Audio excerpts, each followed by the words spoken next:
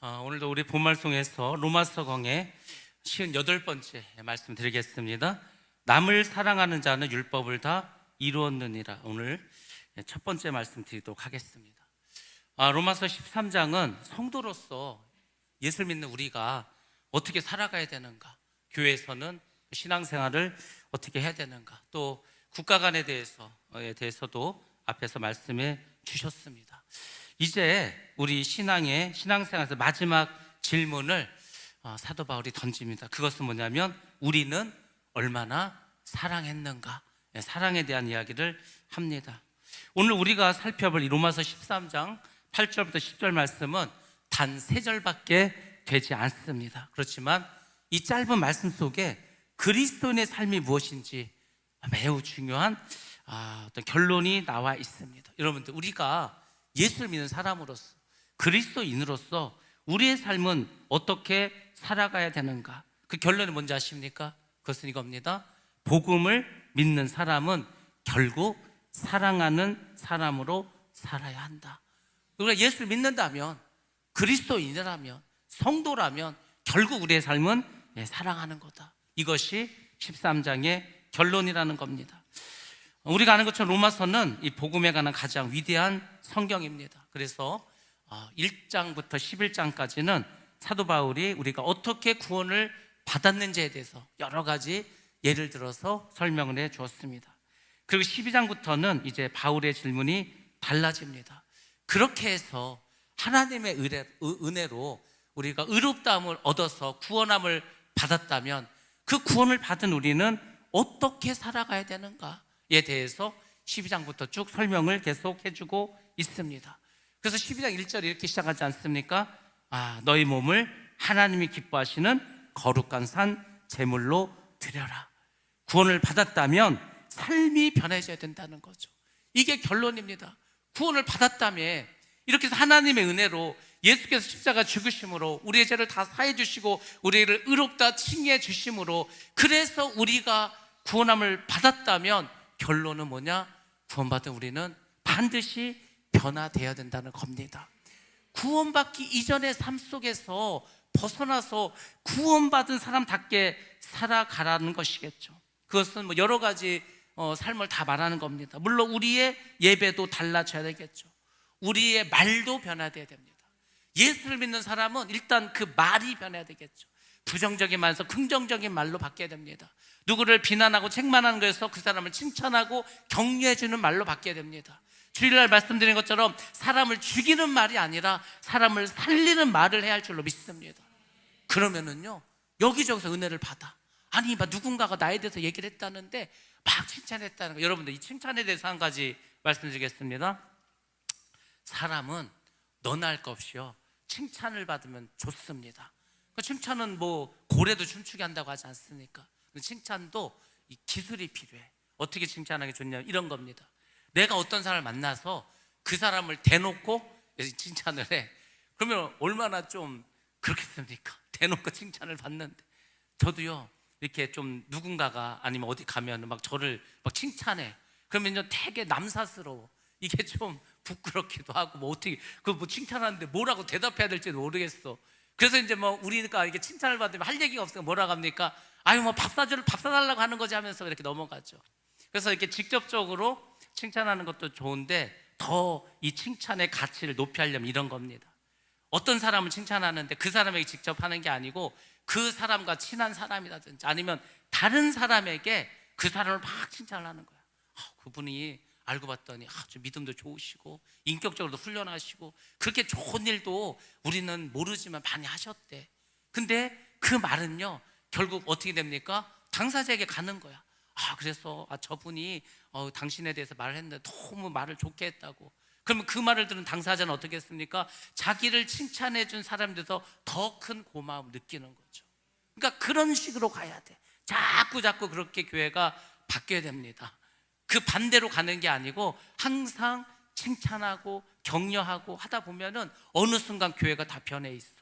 그러니까 주님께서 우리에게 원하시는 신앙생활이 바로 그겁니다. 그것이 교회 생활에서. 그러니까 여러분들이 어떤 분은 너무 예배를 드릴 때 정말 최선을 다해 드리는 것 같아. 교회를 하는데 너무 열심히 하시는 것 같아. 뭐 식사를 준비하는데 너무 열심히 하시고, 청소를 하는데 너무 깨끗이 하시고, 교회를 하는데 너무 잘하시고, 전도를 너무 잘하시고, 기도를 너무 잘하시고. 아무도 없나 봐, 우리 교회는. 아멘을 아무도 안 하시고, 한 사람도 없으니까 그런 분들이 그러니까 자꾸만 아멘 하면서, 아 그래 맞아, 누군가 이제 떠오를 거 아니야, 누가 뭘 잘하고 누가 뭘 잘하고. 그러면은 그런 사람들이 많아야 돼.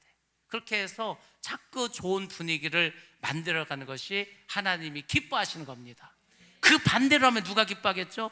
마귀가 기뻐하겠지. 그래서 하나님이 기뻐하는 교회로 우리는 만들어 가셔야 합니다. 그래서 말도 변해야 되고요. 그다음 돈을 사용하는 방식도 바뀌어야 됩니다.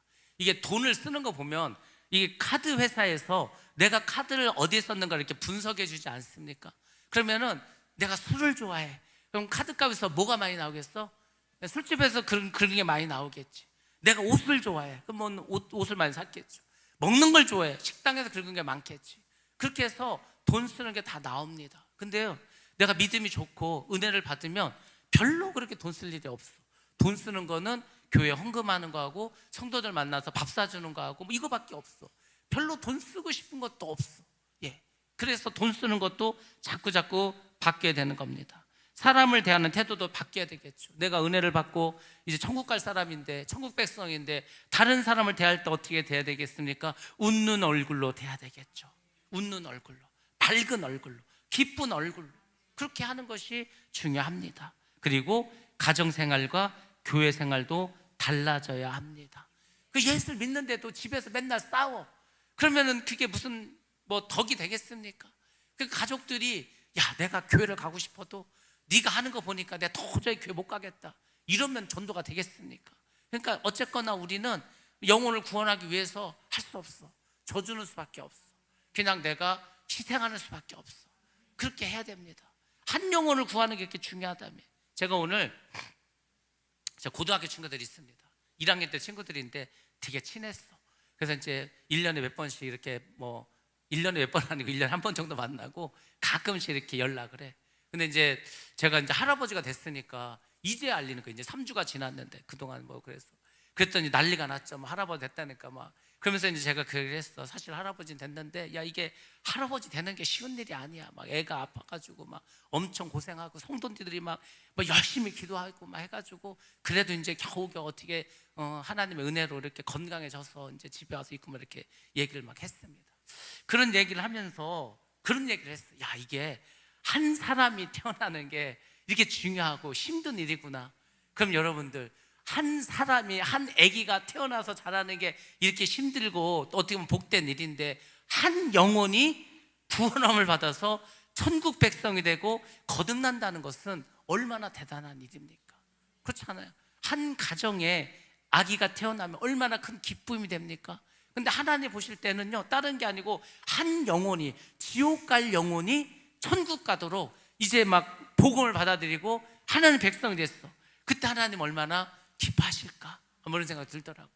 그렇습니다. 그래서 우리가 예수를 믿는다면, 예수를 잘 믿는다면 이렇게 교회 생활도 가정 생활도 다 달라져야 합니다.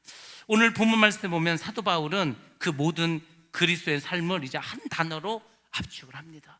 예수를 믿으면 말도 변하고 삶도 변하고 교회 생활도 가정 생활도 다 변해야 돼. 이 모든 것을 압축하고 줄여서 한마디로 그것을 규정했는데, 그게 뭐라는 겁니까? 바로 사랑이라는 겁니다. 사랑. 아 그렇구나.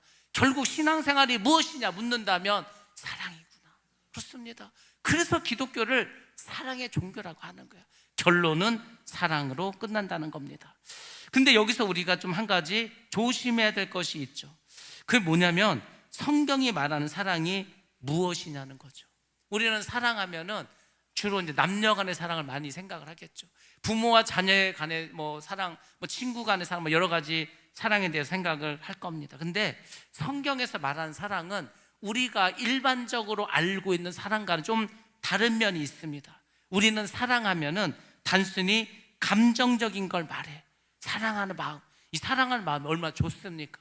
사람은요, 사랑을 하면서 살고 사랑을 받으면서 살아야 돼. 왜냐하면 사랑은 너무 좋은 거니까. 사랑은 설레이는 거니까. 사랑은 사람의 마음을 심쿵하는 거니까. 그러니까 될 수 있으면 사랑을 하면서 살아가는 것이 중요합니다. 근데 우리가 아는 이 세상적인 사랑과 성경적인 사랑은 무엇이 다르냐면 이겁니다. 세상적인 사랑은요, 내가 좋아하고 사랑할 만한 사람을 사랑합니다. 근데 성경에서 말하는 사랑은 이거죠. 내가 좋아하는 사람만 사랑하는 것이 아니라는 겁니다. 이게 좀 다른 것 같아. 하나님께 받은 사랑이 있기 때문에 다른 사람의 유익을 선택하는 삶입니다.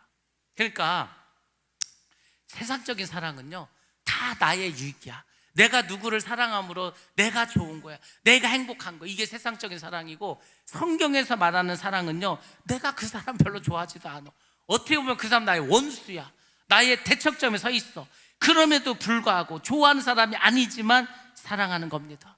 왜 그런지 아십니까? 우리가 하나님께 받은 사랑이 너무 크기 때문에, 하나님의 사랑을 생각하니까 내가 저 사람을 사랑하는 것은 어찌 보면 당연해. 왜?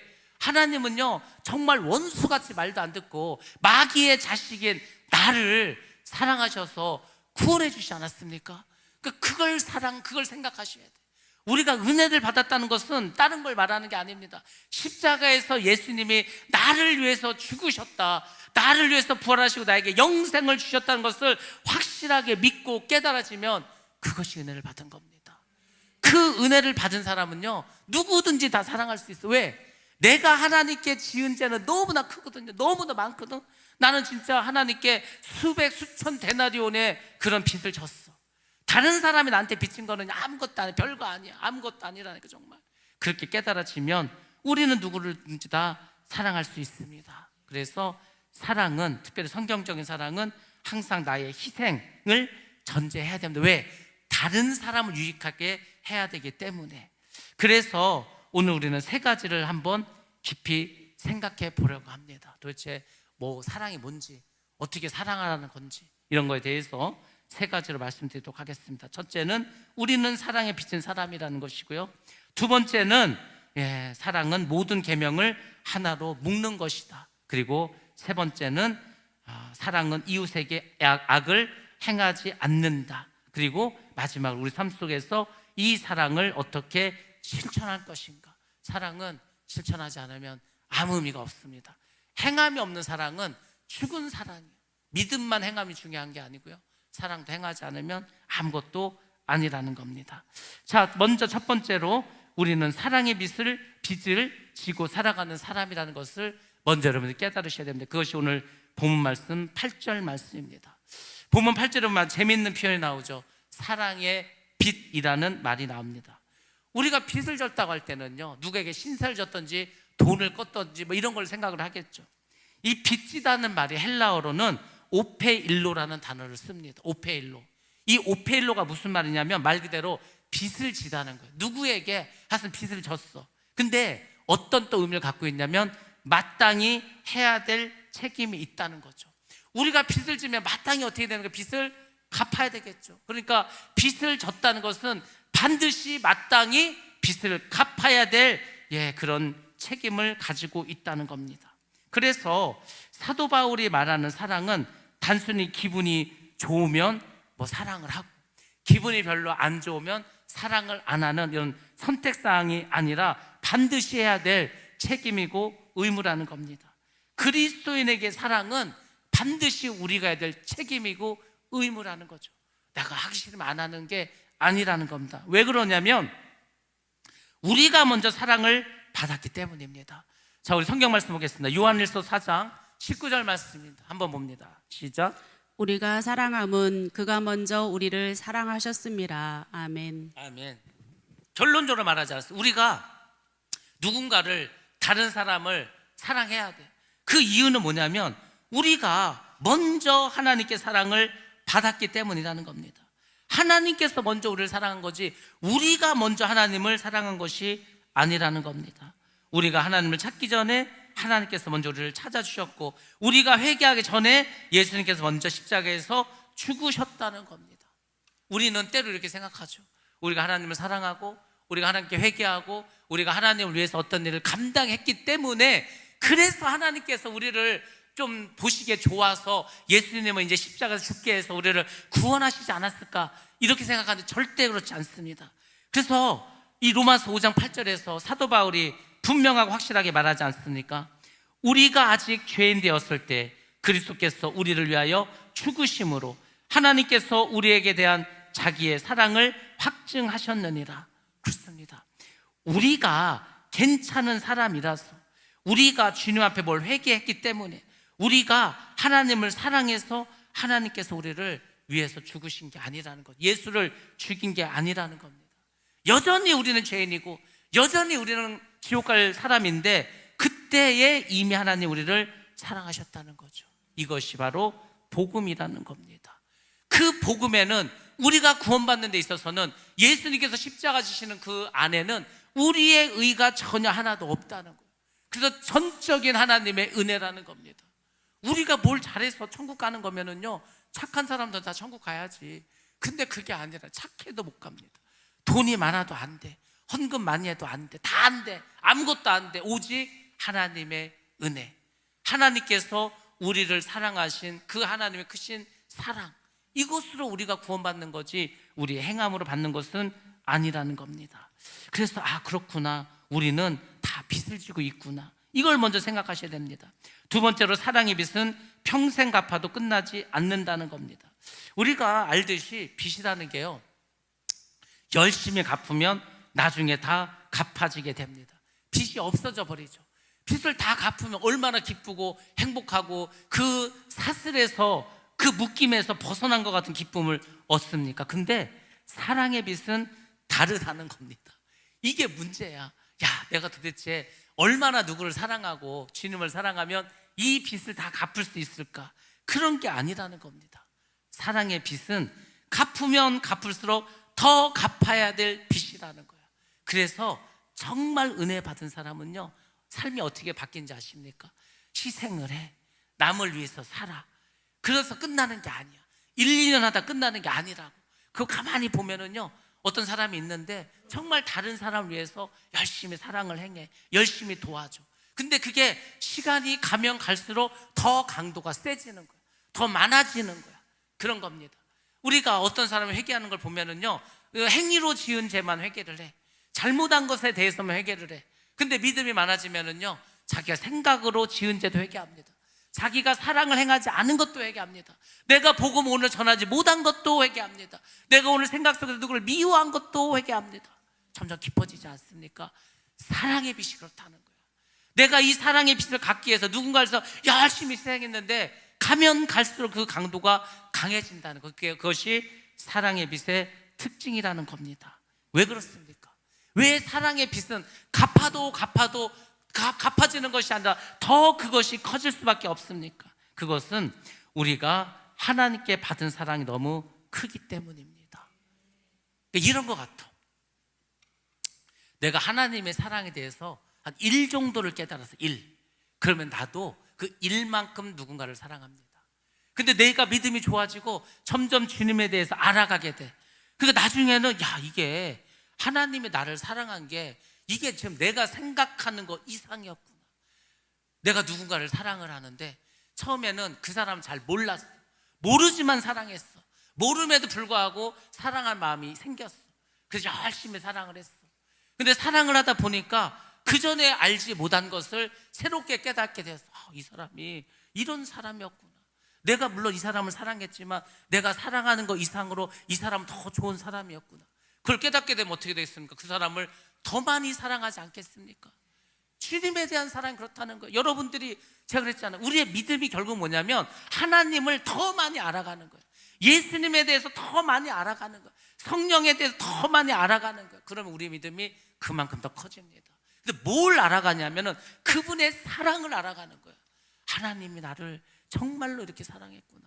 예수님이 그 십자가의 고난 가운데서도 정말 나를 사랑하기 위해서 그 고난을 다 당하셨구나. 성령께서 이렇게 죄 많은 나를 끝까지 붙잡으려고 탄식하면서 나를 위해서 기도해 주셨구나. 그 사랑을 깨달으면은요, 내가 깨달은 만큼 우리도 사랑할 수가 있습니다.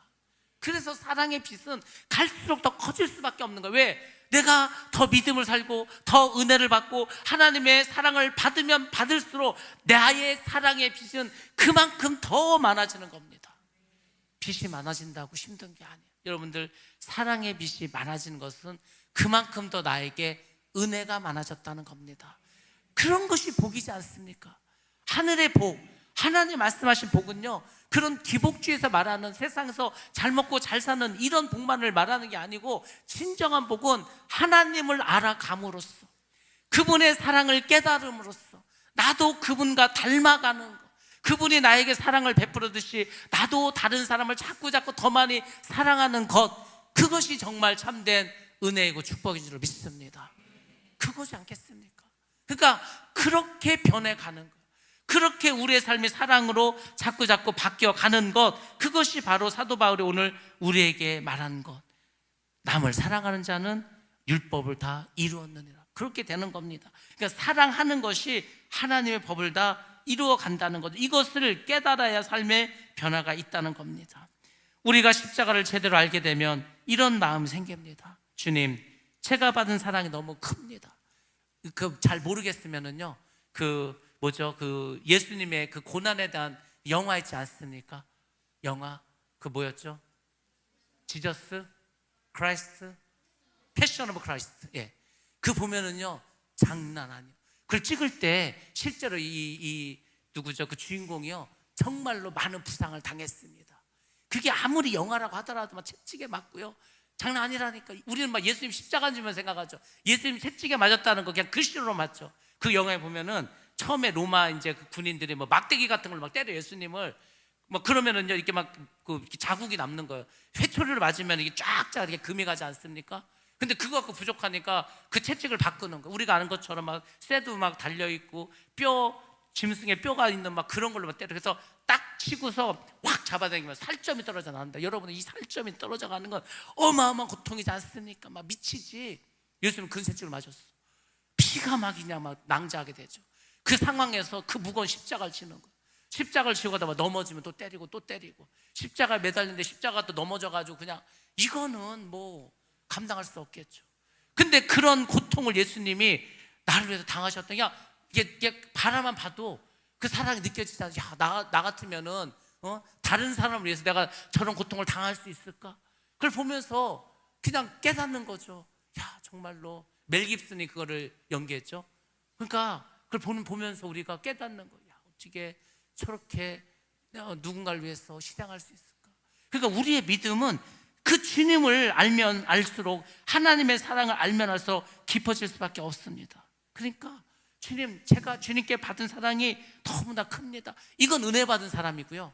불평하는 사람들, 하나님 되는 일도 하나도 없고, 어째 이렇게 기도하는 것도 응답 하나도 안 해주시고 내 삶을 이렇게 힘들게만 합니까? 뭐 소주 한잔 하면서 팔자가 어떻고 하는 그런 뭐 사람들처럼 예수를 믿으면서도 그렇게 원망하는 사람도 있지 않습니까? 그거는 처음에 출애굽했을 때, 광야 생활 시작했을 때, 처음 예수를 믿었을 때 모습이고, 광야를 거쳤다면 이제 우리의 삶의 모습이 변화되어야 되지 않겠습니까? 정말로 하나님의 은혜가 너무 큽니다. 제가 어떻게 이 은혜를 다 갚을 수 있겠습니까? 여기를 가셔야 돼요. 하나님께서 나에게 사랑을 베푸시고 은혜를 베푸셨다는 걸 깨닫는 거에서 끝나면 안 되고요, 반드시, 제가 빚진 자라고 했으니까, 빚진 자는요 반드시 어디까지 가야 되냐면 이 빚을 어떻게 갚아야 합니까?까지 가서 반드시 빚을 갚아야 돼. 내가 빚을 졌다고 깨닫기만 하고 안 갚으면 무슨 의미가 있겠습니까? 그래서 제가 이 은혜를, 이 빚을 어떻게 다 갚을 수 있겠습니까? 이렇게 딱 이제 주님께 얘기를 해. 그러면 주님께서 답을 주십니다. 주님이요, 이런 질문에 대해서는 답을 주셔. 성경에서도 이미 주셨습니다. 뭐라고 하셨는지 아십니까? 주님이 이렇게 말합니다. 나에게 갚으려고 하지 말고 내 옆에 있는 사람에게 사랑을 베풀라라고 말합니다. 그게 마태복음 25장의 내용이지 않습니까? 예수님께서 뭐라고 말씀하셨습니까? 너희가 여기 내 형제 중에 지극히 작은 자 하나에게 한 것이 곧 내게 한 것이라. 내가 목마를 때 물을 주고, 내가 줄일 때 먹을 것을 주고, 내가 헐벗을 때 옷을 주고, 내가 감옥에 갇혔을 때 나를 찾아와 주고, 가장 작은 자, 보잘것없는 사람, 그 사람에게 한 것이 곧 나에게 한 거라고 예수님 이미 우리에게 답을 주셨습니다. 그게 그냥 하신 말씀이 아니고요, 정말로 그렇다는 겁니다. 그래서 결국 하나님의 사랑은 반드시 어디로 흘러가야 되는지 아십니까?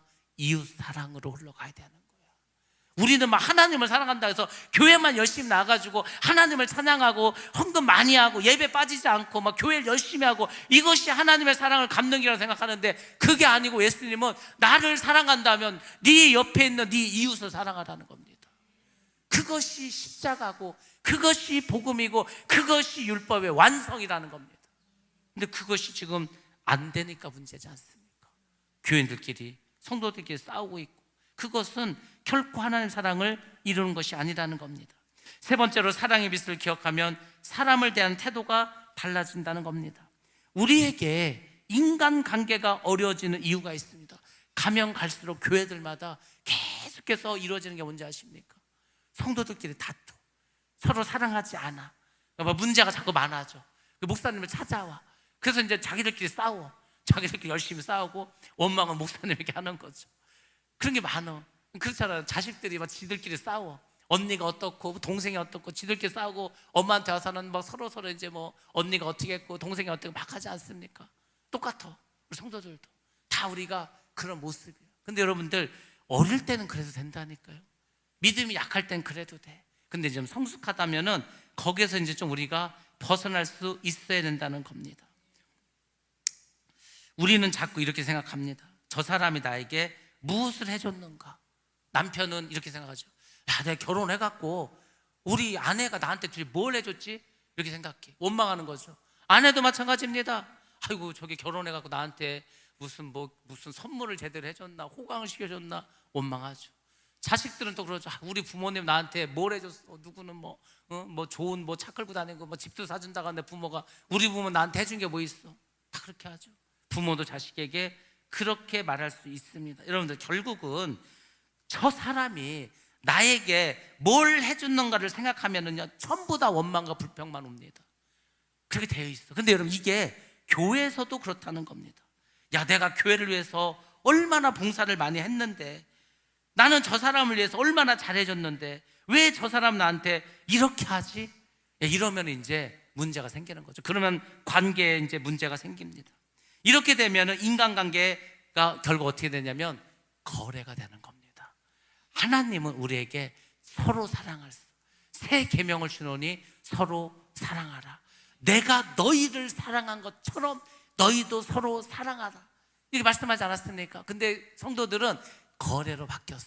야, 내가 너한테 이만큼 해줬으니까 너도 나한테 이만큼 해줘야 돼. 그게 안 되면 서운해. 그게 안 되면 자존심이 상해. 그것이 안 되면 왠지 나만 손해보는 것 같아. 그건 사랑이 아니죠. 그래서 우리가 사랑이 거래로 바뀌지 않도록 해야 돼. 야, 내가 너한테 10을 했으니까 너도 나한테 10을 해야 될 거 아니야? 사랑이 거래가 되면 어려워집니다. 근데 여러분들 정말로 사랑하기가 어려운 세상이 되었어. 어찌 보면은요, 참 이거는 우리가 인간이기 때문에 어떤 그 본능적인 걸 수도 있어. 우리나라 말에 이런 말이 있죠. 물에 빠진 사람 구해줬더니 보따리 내놓으라고. 근데요, 이 똑같은 일이 벌어졌습니다. 우리가 잘 아는 영국의 수상인 윈스턴 처칠이 젊었을 때 강가에 있었는데 어떤 아이가 물에 빠졌어. 허우적거리는 거야. 죽게 생겼어. 그래서요, 어떻게 하는지 아십니까? 물속에 뛰어들어서 이 아이를 살렸어. 그래서 이제 부모에게 보내줬습니다. 며칠이 지났습니다. 그 아이 엄마가 처칠의 집에 찾아왔어. 문을 두드리는 거야. 문을 열어줬더니 누구냐 그랬더니 그때 당신이 구해준 그 아이의 소년의 엄마라고. 그러면서 이렇게 말합니다. 당신이 우리 아들을 구해준 건 참 고맙고 감사한데 왜 우리 아들의 모자는 구하지 않았냐 이거죠. 그 비싼 모자인데 왜 그것까지는 안 구했냐고. 왜 그건 안 건졌냐. 막 좀 짜증을 내는 거지. 잘못하면 모자값 물어내게 생겼어. 그렇죠. 그러니까 사랑을 하고도 우리가 절망할 수밖에 없는 거예요. 나는 목숨을 다해서 도와줬는데, 나는 아무 대가도 바라지 않고 이 사람을 위해서 정말 최선을 다했는데, 나도 쉬고 싶고 나도 피곤하고 나도 내일이 있는데 다 포기해 가면서 그 사람을 돕기 위해서, 그 사람을 도와주기 위해서 나의 모든 것을 희생했는데 나중에 딴소리를 하는 거예요. 그러니까 사람들이 야, 나 사랑 안 할란다. 뭐 이렇게 사랑하는 게 힘드냐 이렇게 되겠죠. 그런데 여러분들 그럼에도 불구하고 복음은 계산기를 내려놓게 합니다. 계산하지 말라는 거야. 그 사람이 나에게 뭘 이렇게 바라지 않고 하는 것이 그래서 중요하다는 겁니다. 여러분들, 계산기를 두들기면 우리 아무것도 할 수 없습니다. 교회가 왜 세상과 달라야 합니까? 우리가 사람에게 받을 것을 계산하기 전에 우리는 하나님께로부터 받은 것을 기억하기 때문이지 않습니까? 하나님은요, 나에게 너무나 큰 것을 주지 않았습니까?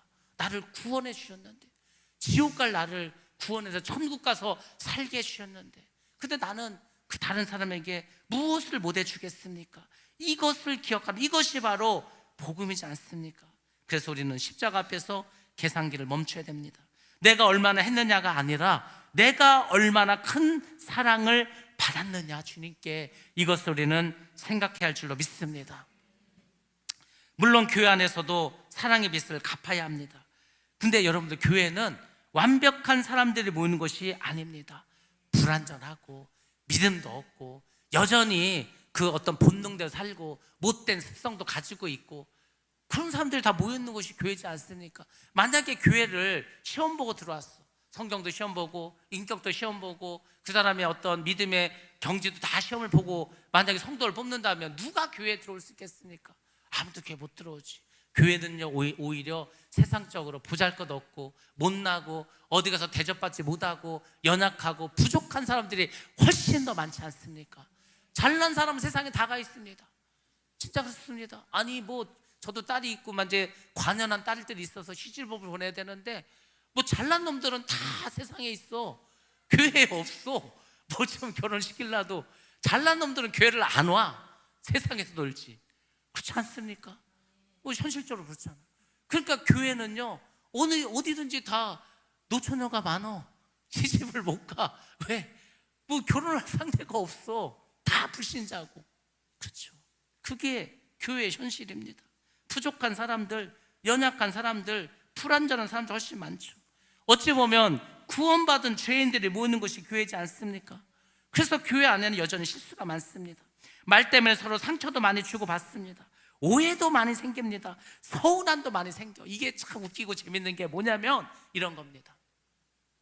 교회는요, 다 연결돼 있어, 네트워크가. 그러니까 비밀이 없어, 비밀이. 여기서 말하면 결국은 돌아도 다 퍼지게 돼 있습니다. 근데 말이 전달되는 과정에서 뭐가 빠지게 돼 있어. 무조건 빠지든지 더하든지 되어 있어. 그럼 오해가 생길 수밖에 없죠. 왜 이 사람에게는 이렇게 말하고 나한테는 이렇게 말하냐, 이런 경우 되게 많습니다. 근데 여러분, 내가 이 사람에게 말했을 때 그 모든 것을 이 사람이 다 녹음을 해서 똑같은 내용을 똑같은 뉘앙스로 전해진다면 상관이 없는데 그렇지 않죠. 1차적으로 들은 사람도 뺄 거 빼고 더할 거 더해서 이 사람에게 전달하는 거야. 그러니까 확실하게 다 모든 게 100% 전달되지 않습니다. 그래서 오해가 생길 수도 있죠. 그걸 가지고 우리가 서운해서는 안 된다는 겁니다. 상처받아도 안 된다는 거죠. 교회는요, 일하는 방식도 사람마다 다 다릅니다. 성격이 달라. 어떤 사람은 성격이 무지 빨라. 그러니까 막 정신없이 빨리빨리 일을 해야 되는데 어떤 사람은 느려. 그러니까 막 빠른 사람 미치겠지. 왜 일을 저렇게 해? 막 빨리빨리 좀 하지 마. 일머리도 없고 막 미치는 겁니다. 어떻게 하겠어? 또 어떤 사람 말이 많아. 뭐 이렇게 말이 많아. 막 혼자 말 다 하고. 어떤 사람 말이 없어. 저 사람이 말이 없지. 그냥 말도 많고 말도 없고. 어떤 사람은요 되게 적극적이야. 뭐 일하라면 혼자 다 해. 어떤 사람들은 그냥 구경만 해. 오라면 잘 오지도 않아. 소극적인 사람도 많아. 미치는 거지. 여러분들 목회를 하면은요 그게 미치는 거예요. 사람이 다 일주로 똑같으면 좋겠는데 다 달라. 막 그냥 어떤 사람은 이거 두들겨 패서 데리고 가야 되나 싶을 정도 말 안 듣는 사람이 있고요. 누구는 말도 안 했는데 알아서 잘하는 사람도 있고. 다 다른 게 교회지 않습니까? 문제는 다름이 아니라 다름을 사랑으로 품지 못하는 데 문제가 있는 겁니다. 그렇잖아요. 다 다른데 어떻게 그 사람이 나하고 같겠습니까? 교회는 나와 같은 사람을 만드는 곳이 아니라니까요. 가장 대표적인 게 뭡니까? 간이 달라. 간이. 나는 짜. 이 사람은 싱겁대. 어떻게 할 거예요? 그럼 어떻게 하죠? 근데 이 사람은 싱겁다고 하니까 소금을 더해. 난 이미 짠데 간도 달라. 그 다름을 못 튀게 할 거예요. 다 다르지. 나는 짜장을 좋아하는데 맨날 짬뽕만 한다는 거예요. 어떻게 할 거예요? 그 다름을 사랑으로 이해할 수 있고 넘어갈 수 있는 그런 믿음과 사랑의 마음을 가질 때 문제는 해결된다는 겁니다. 서로 다른 사람들이 예수 그리스도의 사랑 안에서 하나 되는 것이 교회야. 이렇게 다 다른 사람들이 이 사람도 예수를 닮아가고 이 사람도 예수를 닮아가고 이 사람도 예수를 닮아가서 결국 나중에는 그 모든 사람이 사랑 안에서 예수를 닮아가는 곳, 그것이 교회인 줄로 믿습니다. 근데 우리는 자꾸 다 나를 닮으라. 나를. 내가 하나님입니까? 어떻게 나를 닮아? 그 사람이 안 되지. 나도 예수를 닮고 저 사람도 예수를 닮을 때 문제가 해결된다는 겁니다. 그러면 우리는 질문해야 됩니다. 누가 나를 섭섭하게 했는가 보다는 오늘 내가 사랑의 빚을 갚아야 할 사람은 누구인가, 이 질문을 하시면서 도와줄 사람이 없는가, 내가 누구를 위해서 희생해 줄 사람이 없는가를 찾으시기 바랍니다. 그것이 사랑을 실천하는 복된 길인 줄로 믿습니다. 자, 두 번째로 사랑하는 자는 율법을 이루는 사람이라고 했습니다. 8절 후반절에서 말씀해 주고 있죠. 남을 사랑하는 자는 율법을 다 이루었느니라. 이게 굉장히 중요한 말씀입니다. 굉장히 놀라운 말씀입니다. 사랑하는 사람이 율법을 이뤘다. 율법을. 우리 뭐 예수님도 그 말씀하지 않았습니까? 여기서 이루었다라는 거, 이걸 잘 생각하셔야 됩니다. 이루었다는 말이 헬라어로 페플로로켄이라는 단어를 씁니다. 이 말은 플레로라는 동사에서 왔습니다. 플레로가 무슨 말을 갖고 있냐면 채우다. 그러니까 뭘 이루었다는 것은 뭘 다 채웠다는 겁니다. 완성하다, 그리고 충만하게 하다, 이런 뜻에서 왔습니다. 바울이 말한 뜻은 이거죠. 율법이 필요 없다는 게 아니라 오히려 율법이 요구하는 삶의 목적이 있어. 결국 하나님이 우리에게 율법을 주신 것은 이렇게 살으라는 거죠. 그래서 뭐는 하고 뭐는 하지 말고, 그게 예수를 믿는 사람은 이렇게 살아가라는 삶의 어떤 목적을 알려주신 거죠. 근데 그게 사랑 안에서 성취된다는 거죠. 사랑을 해야 그 율법에서 요구하는 것을 다 이룰 수 있다는 겁니다. 자, 그러면 왜 사랑이 율법의 완성이 될 수 있습니까? 9절 말씀 한번 보도록 하겠습니다. 자, 9절 말씀 시작. 간음하지 말라, 살인하지 말라, 도둑질하지 말라, 탐내지 말라 한 것과 그 외에 다른 계명이 있을지라도 내 이웃을 내 자신과 같이 사랑하라 하신 그 말씀 가운데 다 들었느니라. 아멘. 아멘. 예, 바울은 십계명의 일부를 인용했습니다. 간음하지 말라, 살인하지 말라, 도둑질하지 말라, 탐내지 말라. 이것은 모두 사람과의 관계에 관한 계명입니다. 근데 바울이 이 계명들을 하나로 요약했습니다. 요약했어. 물론 구약의 말씀을 인용해서죠. 사도 바울은 구약에 능통한 사람입니다. 구약성을 다 외우고 있다니까요.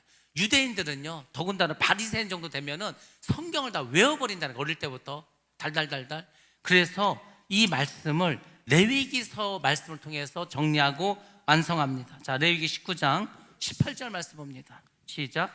원수를 갚지 말며 동포를 원망하지 말며 내 이웃 사랑하기를 내 자신과 같이 사랑하라. 나는 여호와이니라. 아멘. 아멘. 예, 결국 결론은 뭐냐면 내 이웃 사랑하기를 내 자신과 같이 사랑하라는 겁니다.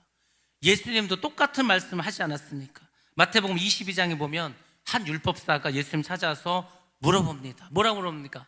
선생님, 율법 중에서 어느 계명이 가장 큽니까? 라고 물어봅니다. 그때 예수님이 뭐라고 말씀하셨습니까? 첫 번째로는 내 마음을 다하고 목숨을 다하고 뜻을 다하여 주 너희 하나님을 사랑하라. 하나님을 사랑하라고 합니다. 두 번째로는 내 이웃을 내 자신같이 사랑하라고 말했습니다. 그리고 또 말씀하셨죠. 이 두 계명이 온 율법과 선지자의 강령이니라 말했습니다. 결국 성경에서 말하는 계명은 딱 두 방향입니다. 위로는 하나님을 사랑하고 옆으로는 이웃을 사랑하라는 겁니다. 그게 뭐와 같습니까? 십자가죠. 십자가가 그렇지 않습니까? 십자가도 수직은 하나님과 우리와의 관계고 수평선은 사람과 사람과의 관계를 말하는 겁니다. 그래서 복음은 하나님과의 관계만 회복하는 것이 아니라 다른 사람과의 관계까지도 변화시키라는 겁니다. 근데 이제 문제는 뭐냐면 오늘날 이 두 가지가 다 어려워. 제가 목회를 하면서 느낀 게 그겁니다. 결국 우리가 해야 될 그 어떤 율법의 완성은 하나님을 사랑하고 이웃을 사랑하는 건데, 오늘날의 성도들의 삶을 보면 일단 먼저 하나님을 사랑하는 게 굉장히 약해졌다는 겁니다. 예전 성도들은요, 하나님을 끔찍히 사랑했습니다. 절대적으로 사랑했습니다. 자기의 정말 모든 것을 들여서 사랑할 만큼 사랑했습니다. 그것이 교회를 부흥시키는 원동력이 되었습니다. 물론 이웃도 사랑했겠죠. 오늘날 보면은 일단 하나님도 그렇게 사랑하지 않아. 하나님을 사랑하지 않으니까 다른 사람도 별로 사랑하지 않아. 자기만 사랑해, 자기만. 그것이 오늘날의 문제인 것 같습니다. 그것이 오늘날의 교회에 어려움을 주는 것 같습니다. 그러니까 하나님과의 관계도 깨지고 다른 사람과의 관계도 깨졌어. 그러니까 우리가 할 일은 이제 뭡니까? 우리는요, 십자가로 나와야 돼. 십자가를 져야 돼. 십자가의 고난에 동참해야 돼. 그렇지 않고서는 이 주님의 말씀을 이룰 수가 없습니다. 오늘 말씀 보면 내 이웃을 내 자신과 같이 사랑하라고 했습니다. 이 말씀에서 가장 중요한 표현이 하나가 있는데, 내 이웃을 내 자신과 같이 사랑하라는 겁니다. 사랑하라는 거죠. 여기서 사랑은 어떤 단어가 쓰였을 것 같습니까? 여기서 사랑은 아가파오가 사용되었습니다. 하나님께서 우리를 사랑하는 그 사랑, 그렇게 사랑하라는 거죠. 단순한 호감이나 감정적인 끌림을 넘어서 상대방의 선을 추구하는 의지적이고 헌신적인 사랑을 하라는 거예요. 나의 유익이 아니라 다른 사람의 유익을 위해서. 고린도전서 13장 사랑장에서 나오지 않습니까? 나의 유익을 구하지 않는다고. 사랑은 이기적이지 않다는 건 다 이기적으로 변했는데 누구의 유익을 우리가 위해서 살아가겠습니까? 이것이 문제라는 거죠. 그래서 아주 중요한 말을 합니다. 그게 무엇입니까? 내 자신 가치라는 거죠. 우리는 자기 자신을 사랑하는 방법을 아주 잘 알고 있어요. 누가 가르쳐 주지도 않아도요, 나를 사랑하는 데는 다 열심이야. 왜 그런지 아십니까? 배고프면 어떻게 합니까? 여러분들 배고프면 어떻게 해요? 배고프면 뭐라도 먹을 거 아닙니까? 그게 나를 사랑하는 겁니다. 다 그렇게 하고 있습니다. 추우면 어떻게 하죠? 따뜻한 옷을 찾습니다. 누구나 다 나에게는 그렇게 한다고. 피곤하면 어떻게 하죠? 편안하게 잘 공간을 찾겠죠. 그러니까 우리는 누구나 다 본능적으로 다 자기는 사랑해. 아프면 어떻게 합니까? 알아서 병원에도 가지 않습니까? 칭찬받으면 기쁩니다. 예, 우리는 다 누구나 자기 자신을 다 사랑하고 있습니다. 그래서 예수님께서 말씀하십니다. 내가 너 자신에게 그렇게 관심을 갖는 것처럼 이웃에게도 그렇게 관심을 가지라는 거죠. 상대방이 아프다, 그 상대방의 아픔을 내 아픔처럼 생각해 보라는 겁니다. 상대방이 어려우면 그 사람의 일이니까 그 사람이 알아서 하겠지, 이렇게 하지 말고 내가 저 상황이라면 나는 어떨까를 한번 생각해 보라는 겁니다. 이것이 사랑이죠. 욥의 친구들이 이걸 못하지 않았습니까? 욥의 친구들은 욥의 입장에 서보지 않았습니다. 그러니까 욥을 정죄했지 않습니까? 네가 잘못했으니까 이런 벌을 받는 게 아니냐. 여러분들, 이 상황 속에서 우리는 예수님이라면 어떨까를 다시 한번 생각해 보셔야 됩니다. 그리고 제가 이제 여러분들에게 하나 아주 조심해야 될 거, 여러분들 어떻게 보면 미리 좀 알려드리는 게 있는데, 이런 일이 벌어집니다. 사람이요, 열심히 누구를 돕고 사랑을 하다 보면 반드시 이 문제에 걸리게 되어 있습니다. 한번 말씀 보겠습니다. 갈라디아서 6장 9절 말씀입니다. 갈라디아서 6장 9절 시작. 우리가 선을 행하되 낙심하지 말지니 포기하지 아니하면 때가 이름에 거두리라. 아멘. 아멘. 이 말씀을 반드시 기억해야 됩니다. 왜냐하면 우리가 선을 행하죠. 선을 행하면 좋을 것 같죠. 좋습니다. 근데 어떤 일이 벌어지는지 아십니까? 낙심할 때가 있는 거예요. 아까 말했지 않았습니까? 내가 목숨을 바쳐서 물에 빠진 사람을 구해줬더니만 모자 내놓으라는 거야, 보따리 내놓으라는 거야. 그럼 낙심하죠. 야, 나는 나를 희생하면서 이렇게 어려운 가운데서 도와줬는데, 칭찬을 바라고 한 것도 아닌데 세상에 오히려 내가 그것 때문에 욕을 먹고 어려움을 처한다면 누가 선한 일을 하려고 하겠습니까? 지칠 수 있다는 겁니다.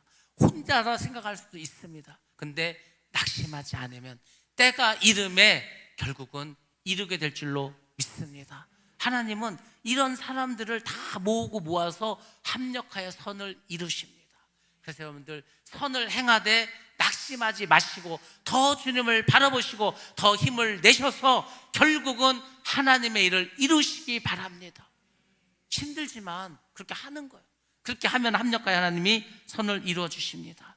자, 그럼 여기서 이제 중요한 질문을 마지막으로 던지겠습니다. 여러분들, 그러면 여러분, 우리의 이웃은 누굽니까? 이웃을 사랑하라며 그 이웃을 내 몸같이 사랑하라 하지 않았습니까? 그 이웃이 누구입니까? 예수님 시절에도 똑같은 질문 어떤 사람 예수님께 했습니다. 예수님께서 그래서 선한 사마리아인의 비유를 드셨습니다. 어떤 사람이 강도를 만났습니다. 피를 흘리고 쓰러져 있었습니다. 놔두면 죽을 수도 있었습니다. 근데 제사장은 그것을 보고 그냥 지나쳤습니다. 레위인도 그냥 지나가 버렸습니다. 근데 사마리아 사람, 왜 사마리아 사람인가? 유대인들이 인간 취급을 하지 않는 그 사마리아인, 그래서 사마리아 말도 그 사마리안 단어조차도 쓰는 것을 아주 기분 나빠하는 그 유대인들, 순수한 유대인이 아닌 이방인과 피가 섞였다고 해서 아주 무시했던 그 사마리아인, 그 사람이 어떻게 했습니까? 가던 길을 멈추고 그 사람의 상처를 치료해 주시고 짐승에 태워 여관으로 데려다 주고 비용까지 다 지불했습니다. 그 예수님께서 이 비유를 하신 그 결론이 무엇입니까? 이겁니다. 너도 가서 이와 같이 행하라는 겁니다. 이웃은 내가 좋아하는 사람이 아니라는 거예요. 우리는 내가 좋아하고 내가 사랑하고 나하고 관계가 있는 사람은 당연히 돕겠죠. 근데 그게 이웃이 아니라는 겁니다. 내 사랑에 필요한 사람이 결국 내 이웃이라는 겁니다. 나의 필요를 원하는 사람이 다 우리의 이웃이라는 거예요. 내가 그 사람을 좋아하고 싫어하고 이건 중요한 게 아니라는 겁니다. 여러분의 가족이 이웃이 될 수 있습니다. 우리 교회 성도가 이웃이 될 수 있습니다. 여러분의 직장 동료가 이웃이 될 수 있고 외국 사람도 이웃이 될 수 있고 경제적으로 어려움을 겪는 사람도 이웃이 될 수 있습니다. 나와 성격이 맞지 않는 사람도 이웃이 될 수 있고 심지어는 나에게 상처를 준 사람까지도 나의 사랑의 대상에서 제외할 수 없다는 겁니다. 그래서 어려운 거예요. 그래서 나를 욕하고 나를 미워하고 나를 싫어하는 그 사람까지도 나의 이웃의 범주에 넣어서 그 사람을 사랑하라고 하니 이것이 쉽겠습니까? 어렵지. 그래서 사랑은 결국 율법의 완성이 되는 겁니다. 내가 원수까지 정말 사랑해서 그 원수까지도 도울 수 있는 정도의 사람이라면 그 사람은 모든 율법을 이룬 거라 마찬가지라는 겁니다. 여러분들, 사랑은 이웃에게 악을 행하지 않습니다. 오늘 10절 말씀이 그건데 한번 보겠습니다. 시작. 사랑은 이웃에게 악을 행하지 아니하나니 그러므로 사랑은 율법의 완성이니라. 아멘. 예, 여기에서 사랑에 대한 아주 실제적인 기준이 나옵니다. 사랑은 상대방에게 악을 행하지 않는 겁니다. 헬라어로 악이라는 것은 카코스라는 그 단어를 쓰는데 그게 어떤 의미를 갖고 있냐면 다른 사람을 해롭게 하고 나쁘게 하고 손상을 주는 것을 말합니다. 그래서 사랑의 중요한 질문은 이것입니다.